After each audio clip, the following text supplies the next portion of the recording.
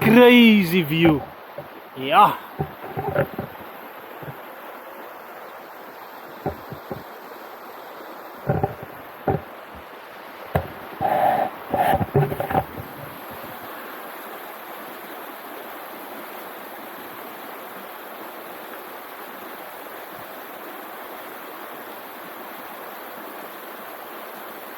Huh? There's a button there next to the, yes, next to the viewfinder.